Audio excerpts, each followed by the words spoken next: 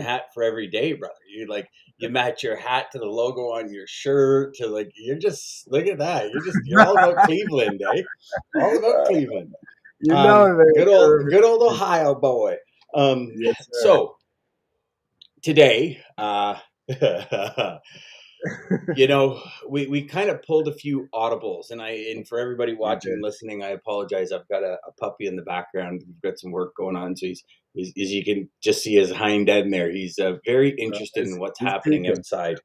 Yeah, he's very interested in what's happening outside. So today, we kind of called an audible, DJ, and Yes, yes, sir. I think today's going to be a great conversation, but I also think it's going to be one that people need to hear because specifically for all y'all that aren't in the Freight 101 group, I first suggest you jump in immediately. But there's a lot of so actually, you know what, let me backtrack for a minute here. I apologize. you know What's going i on? have i have coaches, and so we consistently on this show talk about the power of coaching and stuff. So I have a marketing coach, and I've been doing a lot of hacking other people's marketing campaigns, and I'm seeing a lot of bullshit. I'm calling it because I've been in the industry for almost 28 years. I know what it takes to run a solid business. I know what it takes. I know the effort, the energy, the passion that we have to have. And you see it too, DJ. All these people are like, dude, you get into this business and it's like, yeah, okay, we're 12% of the global GDP. It's over like a multi-trillion-dollar industry. Yep. But you know what, my friends?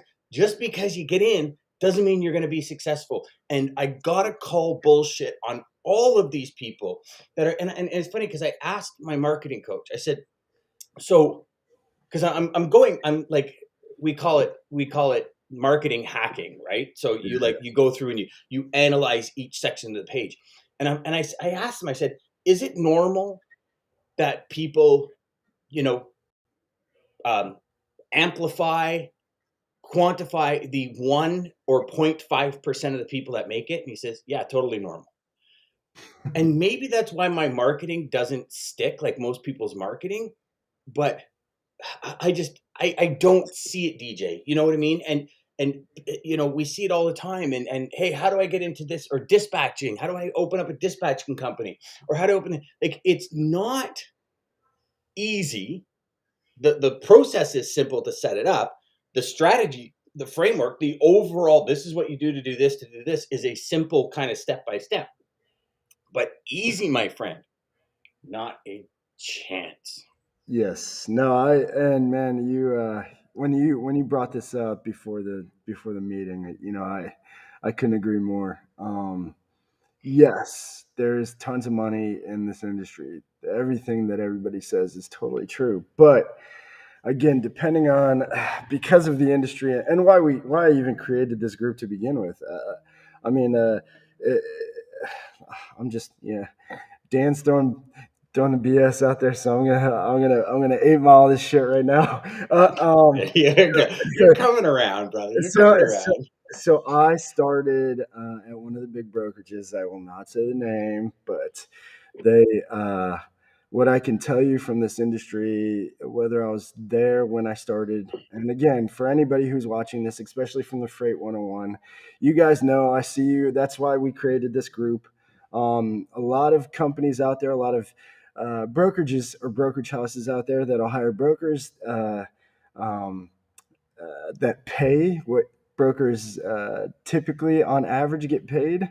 Want brokers with a book of business already, want experience, want all of these things. Well, how do you get experience if you can't get a chance to work for somebody Actually saw that the other else? day on the group where it was like, how am I supposed to get ahead, or how am I supposed to get into this industry when even as an agent nobody wants to hire it? And the funny thing is, like, my question goes back to, and I asked that gentleman in the group, my question went back to, like, are you asking for some salary, or are you just saying, hey, listen, I want to get in the business. I'll kind of pay my own way for the first, because that's a big difference, right? And you know Yep. what, DJ, here, I'll put it from a company perspective, because when I had my company, I had tons of salespeople coming in, promising me the world Of course, and of course. never producing. I remember one salesperson, he came in and I known him. I knew him. And he was like, "Yeah, we're gonna make things happen." I'm like, "Okay, what do you need?" And I'm thinking, "Yeah, you're gonna make things happen. What do you need?" And I gave him the salary, and like 4 months later, he brought in 3 loads. I adopted that philosophy: hire quick and fire faster. And some people might not agree with it. I get that, but it's like as a I salesperson, agree with you completely. Look, yeah, like give everybody a chance. And here's the thing. So from the other side, so I know you have a lot of experience in this industry. So it might be different in this industry of selling. You said telling the story of the top 1.5% who actually succeed. Uh, or point that, five, really, when you think about that, it, because even in our industry, 1% of the industry makes like 98% of the money. yeah, exactly. But And don't get me wrong, actually, sales, DJ, can I just yeah, like go ahead, go ahead. time out here? This is the most amazing industry on the planet. For all of you watching this thing, like this is not a bash on our industry. This industry has No, given me everything. I met my soulmate, my wife in this industry. This industry is like, in my opinion, the best industry on the planet. And some people might say, "What about pharmaceuticals? It saves lives." And I say, "Yeah, pharmaceuticals is great, but how does it get to the hospital to save lives?" So bingo. yes, right? Everything you see, if you do a 360, everything is touch a truck. So this industry is the greatest industry. What we're calling BS on today is all of these people out there that are selling programs and everything and saying, "Hey, listen, you take my program, you're going to make it." Don't get me wrong. I fully believe you take my program and within 12 to 24 months, you could have everything you've ever wanted in this industry. But the first thing I say is it's not a silver bullet. The second thing I say is you need to work at it. The third thing I say is you need to really work the steps and the program to get there. Yeah. I think Oh yeah. DJ so many, and I think maybe it's just humans, maybe not even just salespeople. Like we're always looking for that easy fix, It's part right? of We're it's always looking for that human nature. shortcut. It's human nature. We always want to Yeah, find the easiest route. Whatever the easiest solution is, we're going for it. There's nothing wrong with it. It's being human. That's one of the I but I guess think benefits also, or double swords. yeah, but I think there's also on the flip side, it's like for the most part, and by all means, for those of you that are watching and listening, put it in the comments. Like Yeah. we want big things, but a lot of the time, a lot of people aren't willing to make the investment to get the big things. Good friend of mine, Marcus Ogden, I used to say, they're not willing to sacrifice. And he said, it's not really a sacrifice, Dan, it's an investment.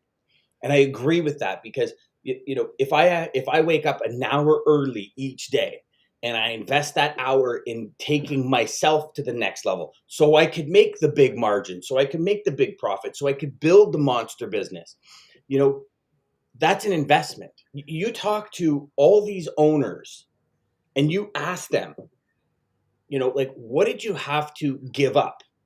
Or what did you have to invest? Or what did you lose? Or what did you sacrifice? Whatever the word is. And we as people see the outside, right? I had a conversation with a gentleman yesterday, and he says, like the salespeople think that the owners are just like raking in all this cash, but they have all of this risk, right? And it's easy for us on one side to look at the other side and say, "Oh, well, it must be so easy." We look at that 1%, and not only that. Listen, the companies I've worked for in the past, they sell that 1%. They bring in recruits, and you show them the top sales rep, and this is how much they're making, right? It frustrates the hell out of me, DJ. And I get it. And here, I guess and this might sum this up, or at least let us transition to the next step of this conversation here. But it was so fitting. So I have every Thursday I have this BNI meeting for any BNI members that are listening right now. Shout out to you guys. If you don't know what BNI is, you better learn. It's just a business networking group. But so somebody had mentioned, because we always leave the group kind of like I leave here with a quote, and somebody said, "Hey, nobody set up for a quote. DJ, give your quote. Your quote was a good quote." Like, I don't even know what quote you're talking about, but I just changed my profile picture on Facebook. I'm like, "Is that what you're talking about?" Yeah, yeah, yeah. Okay, but this is fitting for what we're talking about right now. Les Brown says it. And it is so darn accurate with what we're talking about. And I see You your got head to up say it in and the Les nodding, Brown 'cause voice. If you're going to you, do it, you got to say it in you, the Les you, Brown voice. you know exactly what I'm going to say. But Yes, sir. if you do what is easy, your life will be hard. He says it all the time, making Mm. excuses. Why you can't. Actually, I thought you were going to say you got to be hungry. Yeah, you got to be hungry too. But if you do But it I as easy, like it that one. will be That's hard, guys. awesome. If you do it as easy, your life will be hard. If you make excuses, if you don't put in the extra work, you don't make that extra call, you don't wake up early like Dan's talking about, you don't do those things. That's what we want to do as humans. We want to do the easy thing. But if you do always the easy thing, your life is going to be hard. If you do what is hard, Les Brown says, your life will be easy. If you Mm. sacrifice, if you invest in yourself, if you, the last thing I want to do when I'm here is, I'm in my shop right now. Last thing I want to do when I go home is think about work, but I'm setting up my next day. I'm sacrificing my time with my kids and my family to for my why. My why is always going to be greater than anything else. And yes, like Mm. Dan said, And you know what? When you gotta be something else hungry. supersedes and when your obstacles become greater than your why, that's when people give up. Yep. And really, and you know what? Not to sound Pollyanna or anything, but the fact is, we only really fail when we give up, Yep. right? Like you can, I talk about this a lot in my master class. And for all of you watching, listening, noon today, ssemasterclass.com. Go there, register. I fixed half the registration. So when you register, you're actually registered, but the thank you page is kind of messed up. So I apologize. Next week, I've actually gone back to my old digital platform Nice. because the other one's not ready. But anyway, so the fact is this, a lot of people talk about Edison and the light bulb and 10,000 times. And his famous quote is, I found 10,000 times where it didn't work. Yep. Right. And I think it's great, but I also think that so many people can't relate to that. So I found another one and I want to share it with you. I share it on my masterclass in more depth. But if you look at Sir James Dyson, right? Mm. So Dyson created 5,127 different prototypes of the Dyson vacuum. And Dyson went to, you know, all the big vacuum names, Eureka, whatever, There. you know, Sears, blah, blah, blah, blah, blah, all these huge vacuum names, Hoover, all of them. And they all said one thing. They were like, are you crazy? Nobody wants to see the dirt that comes out of their house. That's why we put it in bags. And he's like, and his philosophy was no, like when you see the dirt, it's like, Magic. it's clean. Like it's what we call a new opportunity over an improvement offer. But Nice. the story of Dyson is actually really cool because everybody he knew kind of, for lack of a better term, disowned him except his wife. There were people that, because think about it, okay? We've had vacuums for ages. Why are you like, what a stupid idea to What create are a you, new vacuum. nuts? How are But you going to his compete new with opportunity created all everything, the Roombas and everything we see today. So, but is it raining cash for him now? Yes. But he created something different on the back end to bring to his environment. those? And that would be my biggest thing to all of you sales reps out there or anybody thinking about getting in the industry. It is a very lucrative industry. It is very challenging. Listen, it's competitive as hell. We all know that. I mean, listen, you're 12% of the global GDP. You're competing with 20 to 30 people every day calling the same customer. You got to have this big ass knife, almost like a ninja sword, to cut through the fog and all the Exactly. crap out there. But I guess the big thing today is just ground yourself. Like for all of you looking to get in the industry, give yourself that 12, 24 months to produce. Like figure Easy. out how it is. It's not a join today and a week from now you're going to be reining in the cash and buying yourself an Austin Martin. Like it doesn't work like that. No. It's like anything. You have to get established.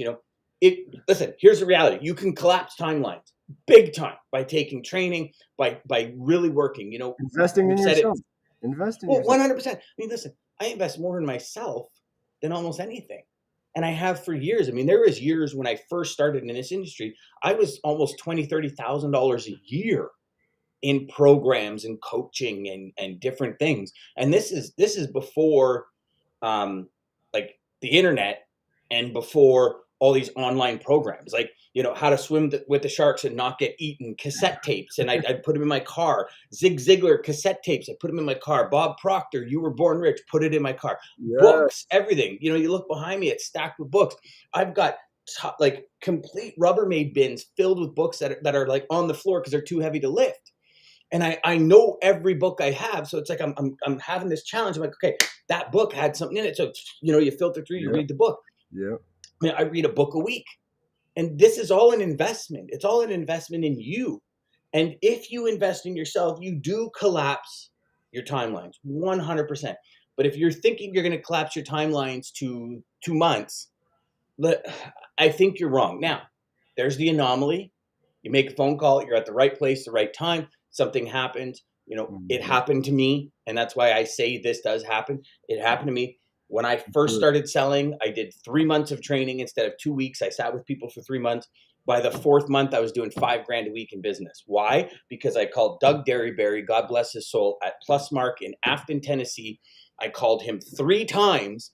And after the third call, at that point, it was Yellow Freight, dropped the ball. He was pissed off. He gave me 6 loads a day for the next 3 months. So immediately I won a sales contest and all this other stuff. But I just happened to make that call. How many people does that really happen to? But when I walked into the industry, I was shown, the Porsche, the Mercedes, the M5, this is and listen, it's true. Yes, 100%. There's no lie. Oh yeah. But the BS is that It's it's not true that for easy. everyone. Mhm.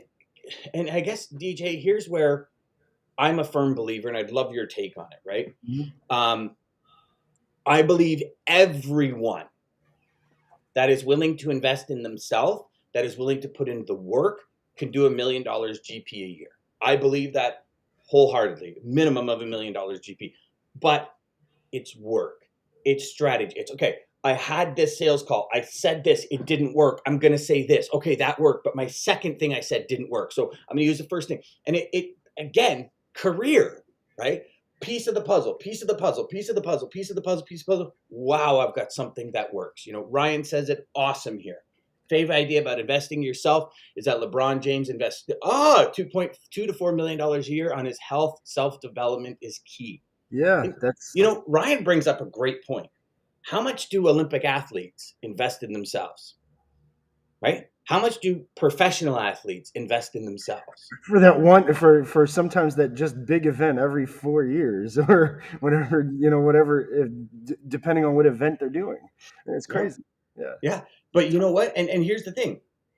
It's funny. So I was having a conversation with Marcus Ogden. For all of you that don't know Marcus, you gotta follow this man. He is awesome. So he was an NFL player, right? And I asked Marcus, I said, you were in the NFL, you became a millionaire, da da da da, and then he opened up a construction company. His ego got the best of him. He lost everything, right? And great story, great man. And I said, what was the investment leading up to that? Because he was in the NFL. It was raining cash for this man, right? Mhm. He said, Dan, you don't understand, man. I missed every single party because I wasn't drinking, I was training. Like you think of, and all we see is them on the lines at the scrimmage line and crushing people and hitting hard. What is it that got them there? And if you talk to any successful person, they will say, yeah, I got here. But god damn, it was, and Lord bless you. It was this like insane journey Yeah. of trial and error, trial and error, trial and error. And it's when you give up on that you lose.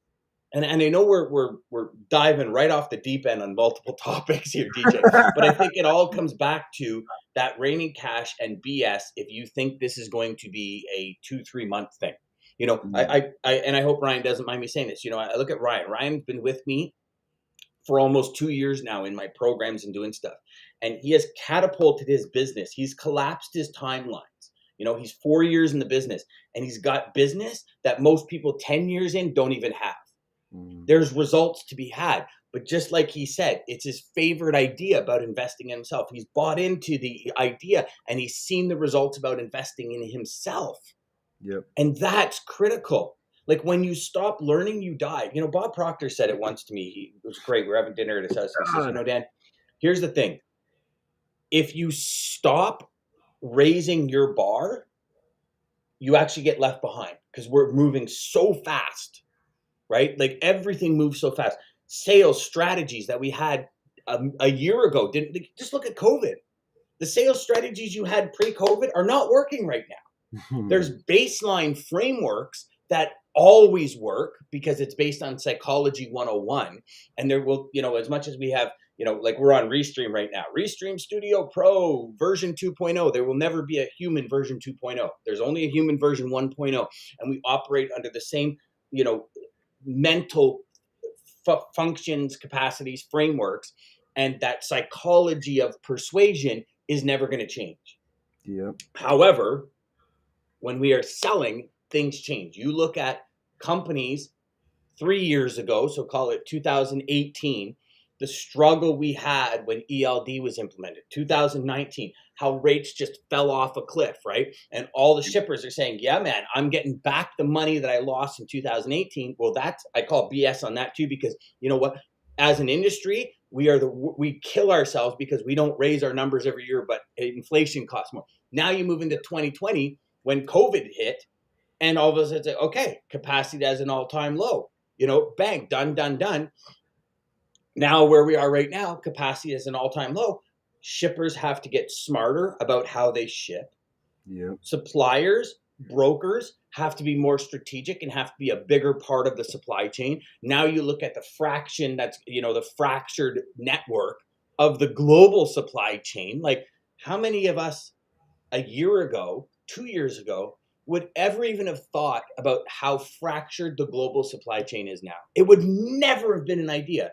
So I j- that fractured supply chain at the on the other side of the world from where DJ and I are has a massive tidal wave ripple effect on our side. Sorry, DJ, I didn't mean to cut you off. No, no, you're good. I was just gonna say, go to that point. I just seen on LinkedIn. I forget somebody had shared it, but there's a video on LinkedIn just last night showing off in California. I mean, the lineup of ships that they see just from land there. I mean, she's videotaping it from wherever she's at, and you just see a lineup.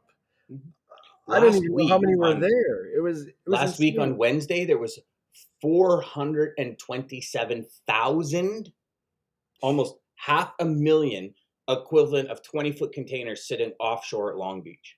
Wow. Like, so think about this for a second, right? A half a million containers. How much product is that? Not only that, when it hits the shore, what is going to happen? You're right. I see a lot of people post about, oh, we're getting into the busy season. There is no busy season.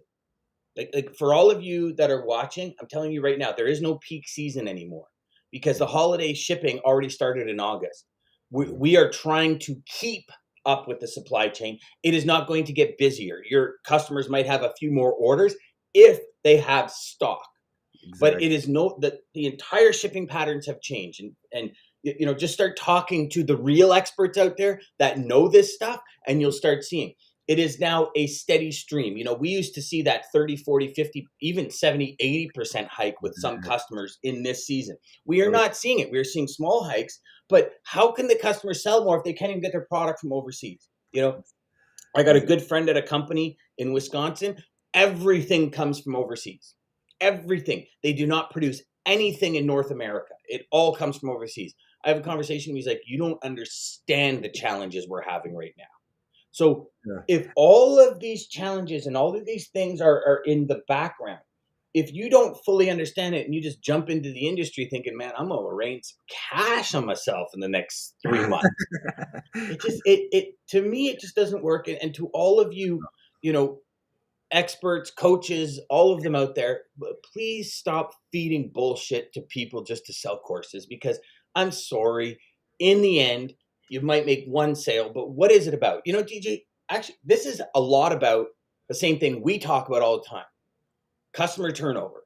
I would rather have a customer for decades and help them succeed and reach their goals every year, as opposed to just, make a couple of $100,000 this year. And then next year I'm like, Just get some new Dan's a piece customers of because shit. it's too. Yeah, Dan yeah, doesn't know what he's doing. Dan can't help me. He talks a good game, but he doesn't do anything. Like, to yep. me, not a chance.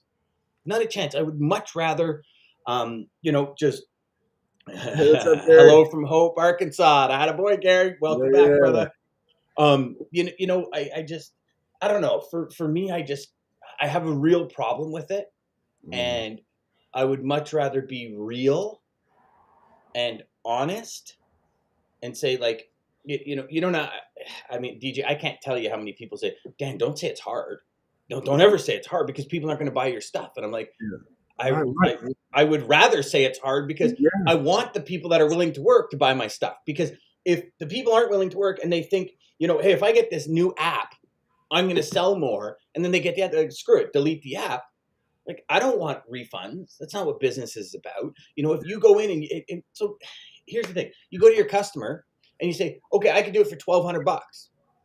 The going rate's 14. You can do it for 12, because you're gonna pray to the Lord that the sky's open and that sunbeam comes down on you, and right, and you're Yeah, gonna get it for that exactly. price. Yep. But the reality is, you're just setting yourself up for stress, and then you're ruining your image, credibility, and brand with the client, because you can't produce. Yep. Don't do it. Under promise, over deliver. Under promise, over deliver. That is Build a yes. structure where you can deliver hands down. Originally we were going to talk about value today, You're right? right. We were saying, Yeah. what, we're going to talk about value. Like, what is value? And so I ask you, DJ, Depends who what you is value? What is ask. value to you? What does value mean? The word value, because I think way too many people are throwing it out. What does value mean to you, brother? So value to me is whoever you're asking for that value is what's perspective, what's worth it or meaningful to that person that you're asking. It's going to be different for everybody. The value that I have in certain things is going to be different than the value that other people have in those things. So You my version, value is perspective. yeah. You nailed it, brother. And we Yeah. didn't even talk about this. I'm so glad you did that, because that means we're totally in sync in what we're doing. But you We- know, oh, brother, we're like brothers from another mother, man. But it's values perspective, right? And that is the best or the best meaning, the best I don't even know, well, and speaking on meaning. perspective, I mean, guys, for this on the sales side of this, that's where the value comes in that you're giving to your customer. Again, asking the right questions, doing all of that, you're going to figure out what they value and what they don't. Some customers, like mine, like my main customer, he does not care about pricing as much as he cares about, he knows he could call me and either me or one of my team is going to answer the questions right away. He's not talking to this account executive that then now is, oh, I got to change it to this operation team. And oh, no, this person has to get, and it's like there's not this huge chain of command. He likes this small personal touch. Other customers value price. Other customers value, again, they're But DJ, how all long did it perspective. take you to get to that point with that customer? You Oh, it took a see, while. I remember a friend of mine once said to me, he says, Dan, when you sell a customer, they'll give you a load. When they like you, they'll give you two or three. When they trust you, they will give you their business. And I think that's Yes. a real powerful thought process. And this is where the With that, raining cash doesn't work, because with that customer, it happened just like that. Just like that. yeah, but every customer happens like that. Yep. I can remember my customers. It's like, you get a load here, load there, load here, load there. You show them what you can do. I had a specific framework that I worked on where I would do X amount of loads, and then I'd have a call with them. It's okay. Did you like this? Did you like that? What am I doing right? What am I doing wrong? What can I improve on my client retention program? And then I'd upsell them. Right. And a lot of people are like, this verbiage, upsell. Oh my God, it's upsell hell. Really? Well, okay. Amazon does it. You purchase this product. I think you'd love this product. You Yeah. do it on airplanes, do it all the time. Like everything's an upsell. Restaurants. So why would you not upsell your services if you, and that's how, for lack of a better term, it rains cash, right? Is Yes. it's this baseline value, baseline structure, move through the sales cycle or sales sequence to give you the ultimate customer. This does not happen overnight. Please, please, please don't listen to those people that say, oh yeah, with it, 6 figures in 3 months. Because it's, hold on, let me rephrase. 6 figures, 3 months. Very likely not to happen. Very Yes. likely Yeah. not to Is it happen. impossible? No, but nothing is Thank you. impossible, guys. But Right. And yeah, I mean, that's hitting the right person at the right time and things it is. happening. And I think in today's market, DJ, and by all means, I'd love your thoughts on this. Like in today's market, I don't think that exists. No, no. Where, like I go back to the Plusmark. Doug Derryberry was the traffic manager at Plusmark Incorporated. Plusmark and Clio Wrap were the two largest manufacturers of wrapping paper. So you think of the Christmas wrapping paper season, that's a huge rush. Like you can't have shit go down. So but I don't see that in today's market. Does that make sense? Oh yeah, Where no, absolutely, absolutely. And throw Ryan's thing up there because he is so right with that. Definitely a marathon with tons of stop signs and not a I sprint. But like here's the that. thing, guys. The key to that with what Ryan said is huge because the stop signs are, and some of you guys who are listening to this now, some of you guys who might be at a stop sign, and those stop signs might be the key to reinvest in yourself. Do a quick training on something. Do a quick training, a sales training, just to get you re-energized back into it. That might be the stop sign you hit. It could be anything. So evaluating those stop signs along the way, like he said, and it's not a sprint. Yeah, it's you got to evaluate and put in the work, guys. That's what the stop signs are giving you. They're giving you the signs of, hey, okay, next. What do we do next? What do I need to learn next? Yep. Don't miss those. But perspective, I will. So to touch on perspective too, perspective, I love it. So being a sales background my whole life, um, in-home sales was a big thing that they taught on perspective and just I forget what training I did. Hey, what's going on, Jeffrey? I forget. Jeffrey, welcome back, brother. Oh Jeffrey was yeah, on yeah, yesterday too. Then yeah. we He got some was. return visitors. I know. This is Thank you, good. I guys. hope you guys are enjoying the combos. This is so perspective. One thing we would teach in sales, and again, I forget which sales training it was, but one of the in-home sales trainings was perspective, and it was you. So this person bought X windows, same amount of windows for $3,500, and this person bought same exact windows, same everything for $5,000. Who got the better deal?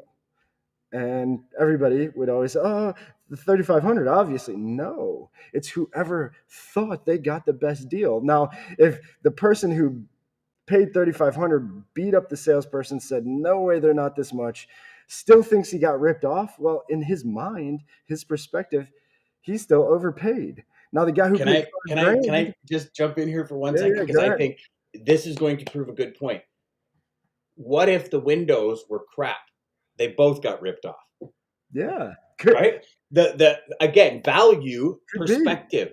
I don't care about the $5,000 if I can save $100 a month on my heating bill because the windows keep in the heat.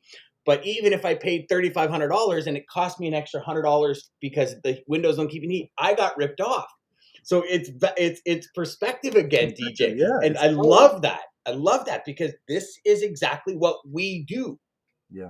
Like how many of you out there, and don't put it in the comments because it just think about this for a second, have had the conversation to escalate your customers through your value journey, through your perspective journey. Mhm. Like think of it all as a staircase, right? And the first step is you get a load or two, and then you go up to the next step where you get maybe 5 or 6. You go up to the next step where maybe you introduce intermodal. Then you go to the next step where you introduce warehouse. Maybe you go to the next step where you got a buddy or your company does customs or whatever. Like a company I used to work at, it was like we measured it on like a 1, 2, 3, 4, 5-star customer, Mm. and it was not it wasn't about 5-star customers are better. It's how do you ascend the customer You through get your yeah, value ladder? And your window conversation. If your windows are not good, you're never ascending the customer. And what that would be word of mouth. Another customer come in. So now you've moved them from that kind of engaged to purchase to raving fan, and that would be your value ladder in Windows. yep. Like in every single, no matter what it is, every single business has a value ladder. And so I'm challenging all of you watching. Stop and think to yourself, like, what's that next level? Can I go in? Can I look at their warehouses? Can I suggest ways of improvement and increasing efficiencies? Like, it's not, a friend of mine, Mike Neem, always said, like, it's not just lowering the price. It's like, you go to accounting and you say in accounting, you say, like, what's the issues? Okay, well, when invoices come in this way, it takes us an extra 30 minutes. So you add up the 50 loads you're doing a week, where 50% are issue invoices, 25 loads a week take an extra half hour. That's an hour and a half or a week and a half of lost productivity at the end of the year. How can you streamline that? You go into another department. How can you streamline that? It's not just shipping. It's not just trucks. It's not just freight rates. It's not that. I've said the example a million times, and I'll keep saying it. I had a customer, they were doing stock transfers on B trains. I developed an entire SOP, went to the rail lines, got it pushed through their safety and compliance departments, built this whole thing. I went into the customer's building and I built 10 different, like all the framing for 10 different loads. And I built it so they can reuse it. And Nice. we went from like $17,000, $17,000 of stock transfer to like $7,000. So, and my profits went up. Yep. Like what I was making on the 17,000, I made more off of the rail. And so because I added more value. See, here's the thing. If you're not making money, it's because you're not adding value, and value is perspective. So go back to the drawing board and say to your customers, what does value mean to you? Like, what is it exactly you're looking for? Because I'm thinking A, you're doing B, we're never going to meet paths. That Yep. is critical. That's Crit- critical for all y'all, right? Like, think about this for a second, right? Like, some people were saying, Dan, why would you do that? I mean, B trains, you're making so much money, and I'm like, I spent days at my customer's facility, like blood, sweat, tears, like work clothes, drilling, sawing, cutting, hurricane strapping, all this stuff. They're still moving it that way today because Wow. it's so much. It's efficiency. And it wasn't a matter of, shaving the 17,000 down to 14,000 to help. It's like, how can we do it? We started moving stuff from Georgia by boat to Ontario instead for one customer because it was half the price of the trucking fees. Wow. But we said, like, what kind of lead time do you have? See, we investigated, we went in, we talked to them, we created this environment because they trusted us. We went from, sell, like, trust. Triple. Value ladder, man. That's it. That's it. Yeah. Oh man. Yeah. I love it. Fire today, brother. Fire today, man. I love this. Jeez. Oh, this is. Telling you. All I'm right. glad. So, DJ, cut it off with a quote. What's your quote? Glad we well, finish with one final thought. I'll find it because Go for I used my Les Brown one, so I'm gonna have to find out. it. Are you going to find another one? Okay. Yeah. Yeah. So, the reality is, hey, Jagtar, we forgot to say hi to you, my friend. Welcome from India. Glad Hey. you're on, my friend. That's awesome. It's got to be like, isn't it like midnight there, Jagtar, in India? I thought we were. Now, I could be wrong. My ignorance could be popping in. Uh-uh. Uh, Ryan says done already. He doesn't want his friend yet. Oh, here Yeah. we Jeff. got Jeffrey's here. Yeah. Question to the client should be: are you looking for a partnership? Because if you are looking for the cheapest rate, you will pay more in the long run. And I have proved it. Value add goes much further when you back into their when you back into their operations. And I guess it cut off here. It doesn't let me do his whole thing. Okay, when you Yeah. back into their operations and find the elusive hidden bank, is what Jeffrey's saying. Jeffrey, you are so right. And um, you know, I often say to people, and there's actually statistics to prove it.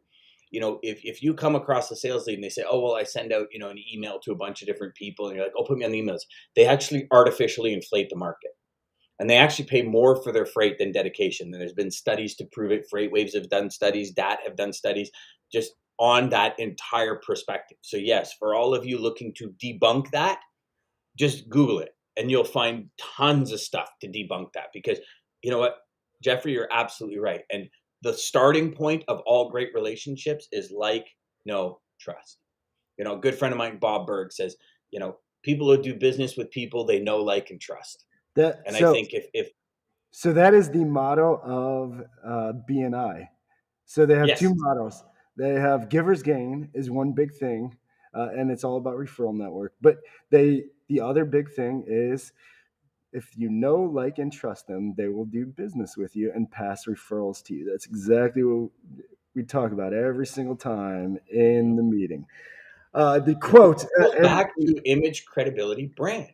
Like, yeah, like, it's, I don't think people really see, and for everybody watching and listening, maybe it's you, maybe it's not, but just try and envision this for a second. Know, like, trust, image, credibility, brand. One load, multiple loads, business. Like, business, right? mm, Everything's this 3 to 4 step scenario. But nothing comes before they know, like, and trust you. When they know, like, and trust you, things happen. DJ and I met. DJ and I hit it off. It was like finding that person that is like, "Oh my god, I need help now." DJ and I hit it off. There's yeah, other people, yes, sir. we've all had 50 conversations before we actually hit it off. So that, the travel time, I guess, the transit time, if we're using trucking terms, the transit time is going to be different. Some transit times are LTL. They're LTL, man, and they're Oh yeah, LTL yeah. only. You never They're know hub when and it's spoke, gonna show up. and they're hub and spoke networks, and you might only get 2 of the 5 pallets today, and then the other Right. 3 next week. And That's right. some are truckload, some are expedited. Like, there's different variations of all of your relationships. The fact is, it only rains cash, quote unquote. And for any shipper watching, this isn't a, I can't wait to do business. You can, I'm gonna rake you in. We No. get paid based Oh, on value. And yeah. the more value we provide, okay, DJ, we'll go back to your big customer. You provide tremendous value. It's more, I believe, if you were to dig deep, it's more than just when I call DJ, he answers my call on a personal level. You make things happen. If you were personal and you always answered the phone and you're, "Hey, I'm going to do it for you," and it still crashes and burns, you're not going to have Yeah. a Oh customer. yeah, You're yeah. you're Yes. completing his goal attainment. And that's the thing. Everyone has goals. Every shipper has goals. Every department has goals. Every company has mandates. How are you fitting into that goal through the supply chain?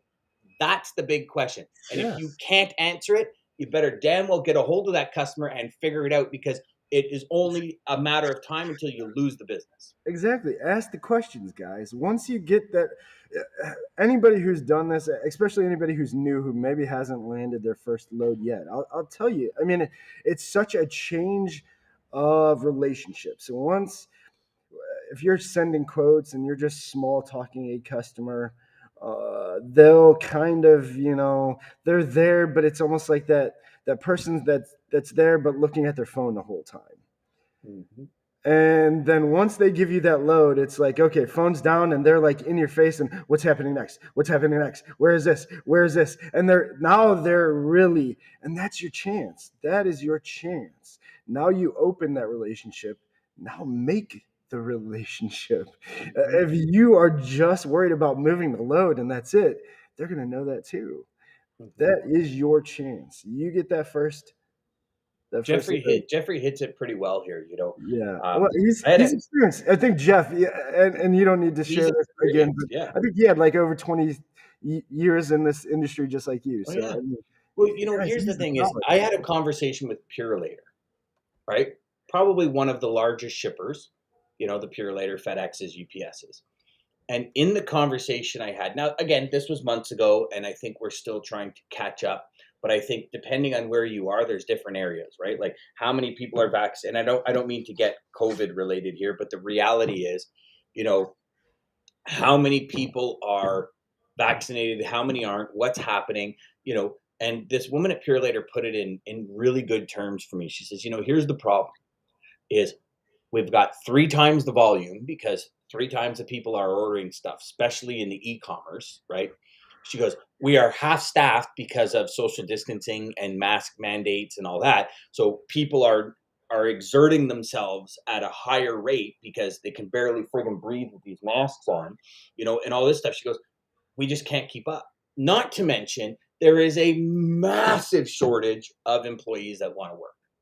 And you know, I know a lot of these government subsidies are ending now, and these people, but you look at it. I mean, when okay, you know it's an issue when McDonald's will give you $50 just to show up for an interview, Right? like not even higher, $50 just to show up for an I, interview. Okay, I've seen when I've seen $200 sign on, or I've seen signing 200. bonus, $200, signing Oh yeah. bonus, $1,000. It's crazy what's I going mean, on in the they're market. trying to throw money around, but this is so right, Jeff. This is why he has been successful in this industry as long as he has. This is for no matter if you're in this industry or whatever you're doing.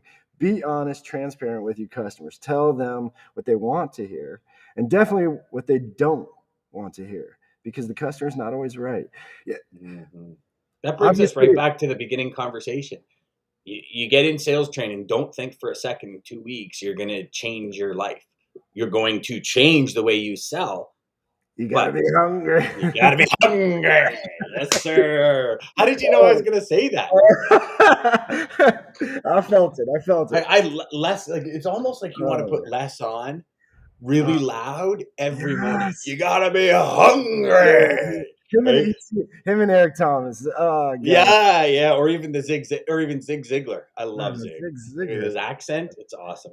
Oh All gosh. right, what's your quote to end out today, brother? Let's get it Okay, moving. so I will I will end the quote here, but you talked about Zig and his accent. So tell me, maybe I'll be the start of this idea, but you know who would be a perfect Zig Ziglar would be Matthew McConaughey, right? Oh, 100%. Right?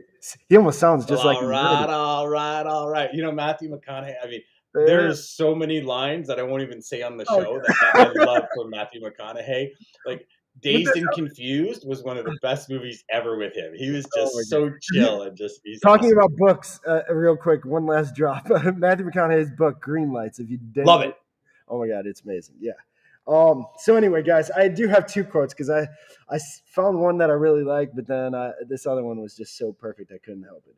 Go for it. So the first is by Dr. Wayne Dyer, and it's if Love you it. change the way you look at things, The things you the look at. things you look at change. That's Love it. perspective, So guys. true. Uh, Perspective, man.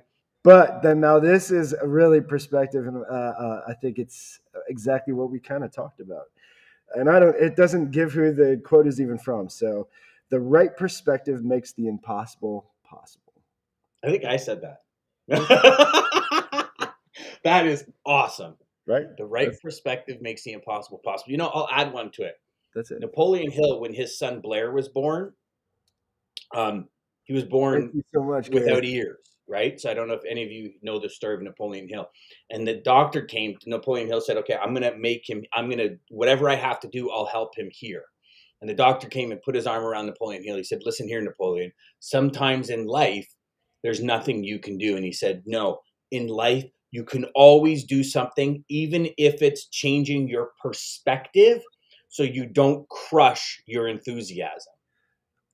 You don't crush your enthusiasm. So everything has a different angle. And if we change the way we look at things, the things we look at change. I love Wayne Dyer. God bless his soul.